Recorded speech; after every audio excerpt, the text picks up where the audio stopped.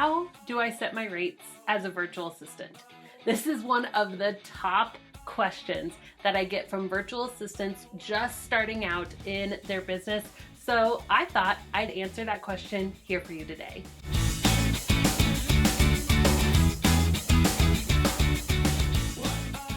If we haven't met yet, my name is Abby Ashley. I train virtual assistants all around the world how to start their own business from scratch so they can start making money at home doing something that they love.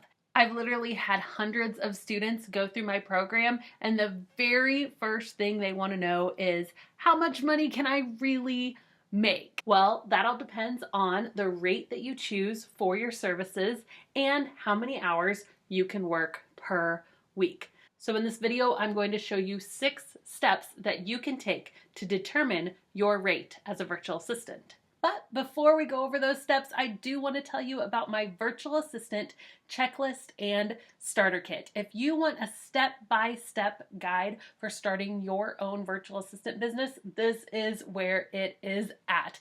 It literally leads you step by step through the process so you can start earning money from home. Psst, it's totally free. You can grab that checklist by using the link below this video. All right, so let's jump into those 6 steps. Step number 1 is to factor for taxes. When people hear that they can start charging $20, $30, $50, sometimes even $100 per hour working from home, they tell me, Abby, there's no way I could actually charge that much. That's crazy. But the truth of the matter is that you have to factor for taxes when you start determining your rate. And this is part of the reason why we can charge more as independent contractors, which you are as a virtual assistant, whenever you're setting your rates. If you're based in the United States, I recommend setting aside 25 to 30% of the total revenue that you make for taxes. Now, it may end up being less than that depending on the state that you live in,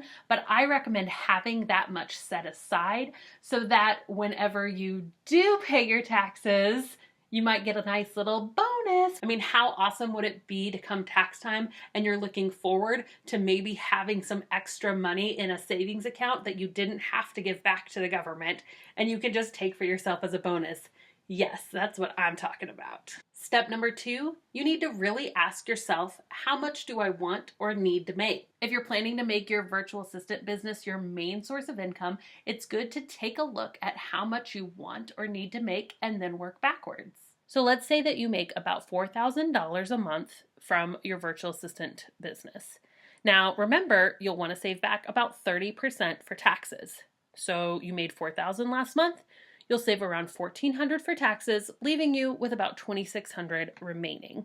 Now remember, there are other ways to up-level the amount of money that you're bringing in your business. Some of those ways could include creating an online course, starting to subcontract some of your work, or even creating higher-end packages for your service so you're not trading dollars for hours. Step number 3 is to determine how much time you have. Okay, can I have a little mini rant right here? Being an entrepreneur is not easy, and it's not something that you can just do with a couple of hours here and there per week. If that's something you're looking for, I'm sorry, a virtual assistant business is probably not for you. I recommend that you have 5 hours set aside per week at the bare minimum for your business. Now that we got that out of the way, I want you to really ask yourself, how many workable hours do you realistically have on a given week? If it's not the number that you'd like for it to be, rearrange some things in your schedule to get to that number so you know that you have devoted time, not distracted time, devoted time every single week in order to work on your business. Step number 4 is to determine your rate. So you figured out how much money you need to make every month in your business, or how much you want to make every month in your business. And you've also determined how much workable time you actually have to commit to your business. So now we can use this simple formula to decide how much you should be charging. So let's say you can commit 40 total hours per week to your business. We'll subtract 5 hours for you to work on developing and marketing your business. So now you really have 35 workable hours, right? That's roughly 120 hours a month that you could be making money in your business. So let's take your gross income needed divided by your billable hours per month, and this is your hourly rate. For example, if you need $5,715 a month, that would be about $4,000 after taxes, and you have 140 hours per month, this means that your rate needs to be about $40.82 per hour.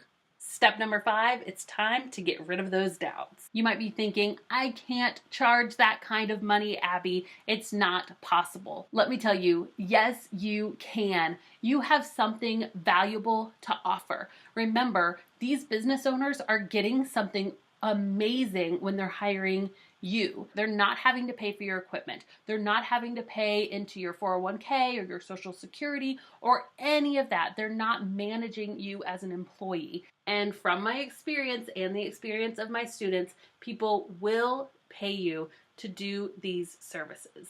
So everybody repeat to themselves, I am not a discount service.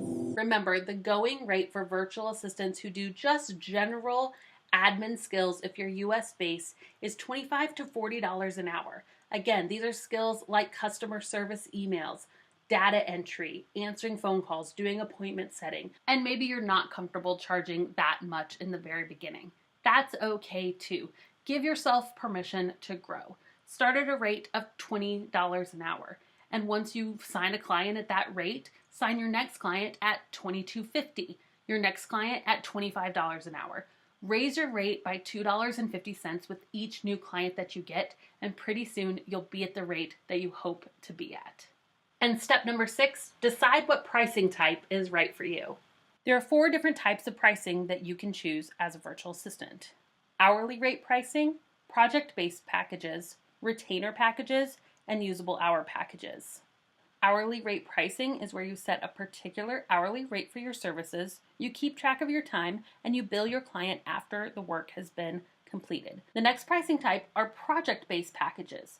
A project-based package can be used when a client has a one-time project to complete, and you'll charge them a flat rate for that project. This is best done by approximating how much time it'll take you to complete the project and charge at least your decided hourly rate multiplied by that projected amount of time. Why I love project-based pricing is because you don't get penalized if you get better and faster at your job. So let's say that you're going to build a website for someone. It may take you 20 hours when you're first starting out to build a simple website. But later, as you get better, as you get faster, you're going to take less time. So you really shouldn't be penalized for being better at your job, right? The next type of package is a retainer package. Now, I really love this option if the type of projects that you do, the services that you offer, don't really fit into a project type of package. A retainer is a really excellent option, so you can still have expected monthly income, but you can do whatever inside of those billable hours. A retainer is a monthly package for those who need reoccurring help in their business.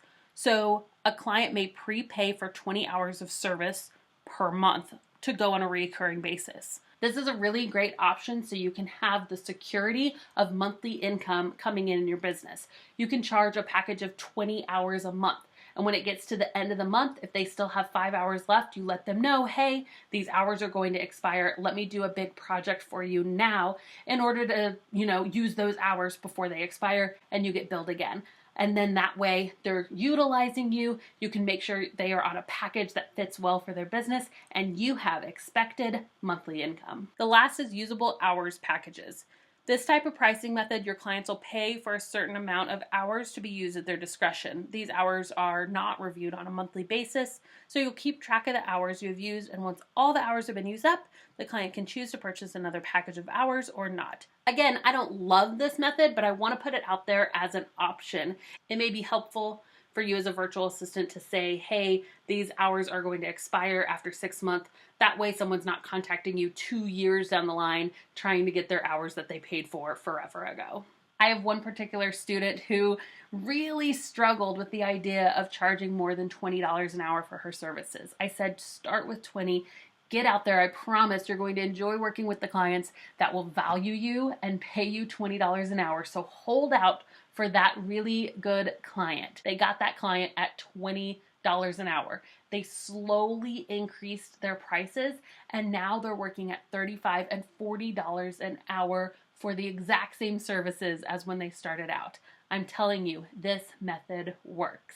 Now, we've covered a lot about pricing in this video, but if you want a step-by-step guide for starting your own virtual assistant business, you have to check out my virtual assistant checklist and starter kit. You can use the link below this video to access it for free. So I would love to hear from you. What is your hourly rate going to be? Share it. Come on, we want to encourage you. Comment below and let me know what you're going to choose as your hourly rate to start with. And make sure you give a thumbs up and a little like for this video if you enjoyed what I taught you today. Whoa, whoa, whoa, whoa, whoa, whoa, whoa, whoa, whoa.